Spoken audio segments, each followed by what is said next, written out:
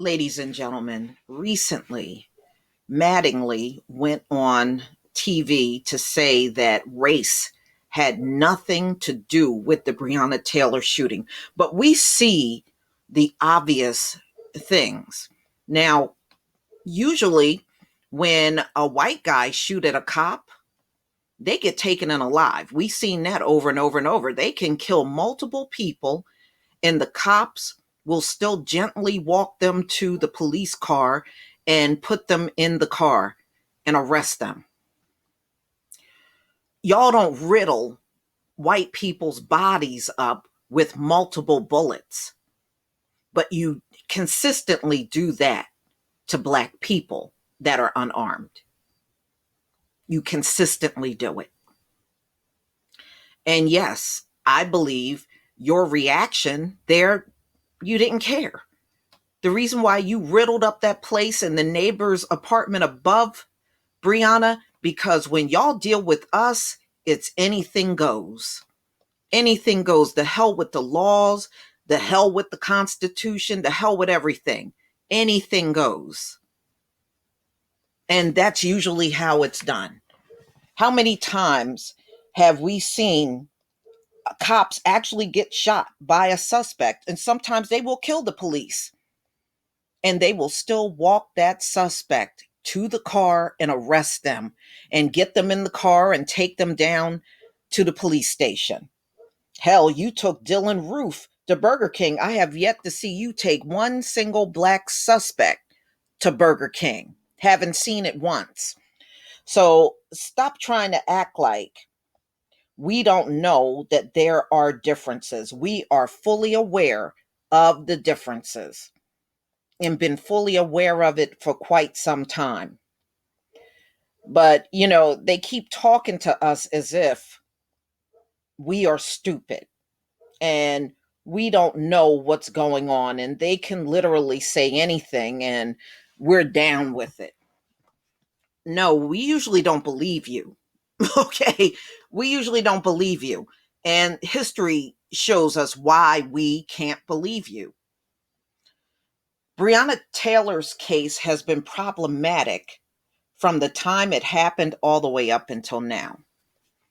First of all, let's talk about the blank police report. If those cops did everything right, as many of you are trying to put it, then why not fill out that police report? Why was it blank? Why was it blank? I even posted the blank police report for people to see. I had it in the video. It was blank. It had a few details about her name and basic stuff like that. But as far as writing up the incident, it was blank. Okay, now you want to incriminate somebody, but you want to go blind when the cops are not doing their jobs. And then Kenneth Walker, I did a video on that 3 weeks ago, letting everybody know he never presented Breonna Taylor's case to the grand jury. And you know something's wrong. He tried to get an injunction to keep the grand jury silent. Now, any of the grand juries can speak. When that judge gave the order, that order was for anybody that was sitting on that grand jury. They can now speak in the media. And the one I did see said it was never presented to them. They just pretty much dismissed Breonna Taylor, and they never had an opportunity to even hear about the case. And somebody did bring it up, and and Kenneth, not Kenneth, I'm sorry, and Daniel Cameron did that. Well, it's not appropriate. It's not strong enough. Well, let the jury decide that. He shouldn't be deciding that. If the case is weak, let the jury decide that. That it was not strong enough to convict somebody. But this man played prosecutor and jury. and made all the decisions on what's going to happen with that case. And he's hell-bent on keeping that case away from a jury. You know why? Because if that case goes in front of a jury, they going to convict those cops. And he knows it. Daniel Cameron, he knows it. And then he tried to have the case sealed. Now, if you didn't do anything wrong and everything you did was on the up and up, again, what's up with the blank police report and you trying to get an injunction to silence the jurors, and now you trying to get the case sealed? But everything you did was all good, right? Yeah, right. So, ladies and gentlemen, Breonna Taylor still needs to have her day in court. And right now, Daniel is denying her that. It is her human right to have her case heard in a court of law, and he single-handedly has denied her justice and her family justice. And now he's whining about, oh, he needs to get security, death threats. Well, you kind of brought that on yourself. If you would have just done the right thing and presented Breonna Taylor to the grand jury, you wouldn't be looking at security today. But you are hell-bent on not doing anything on the behalf of this woman. And judging from things I see, I believe this man got some serious issues with Black women. I really do. And probably Black people in general. I mean, just look at the mannerisms of this guy. Does that look like the mannerisms of someone Black? You know, it really don't at all.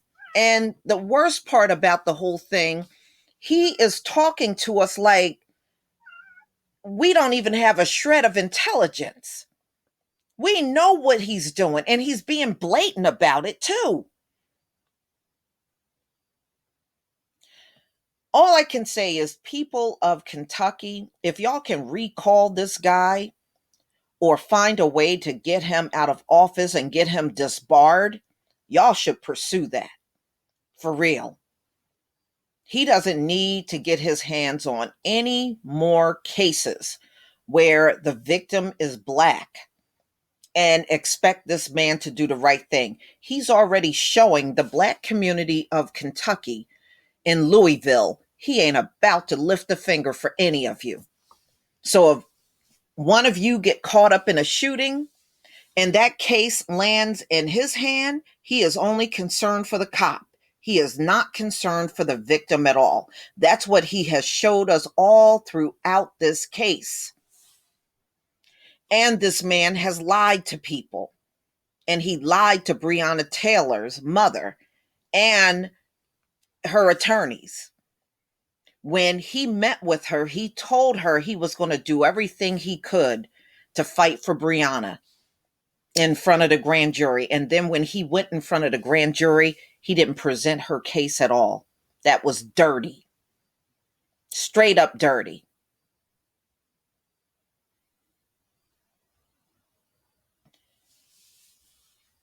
I have a video that I want y'all to listen to.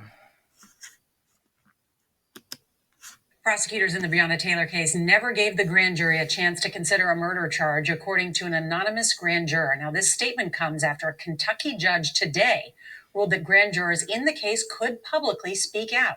So in a statement, the grand juror says questions were asked about additional charges, and the grand jury was told there would be none because the prosecutors didn't feel like they could make them stick. Taylor was fatally shot in her home by Louisville police during a botched drug raid last month. None of the officers involved in the raid were directly charged with her death. And that's all Daniel Cameron was trying to accomplish when he went in front of that grand jury. His intention all along was to make sure those 3 cops got off. And trust me, the charge that Hankinson got, that man ain't gonna see no jail. He's not gonna see the inside of a jail, y'all. He's not. Please tell me what you think. Please leave your comment and subscribe. Don't forget to hit on the notification bell, and I'll see you on the next video. Peace, family.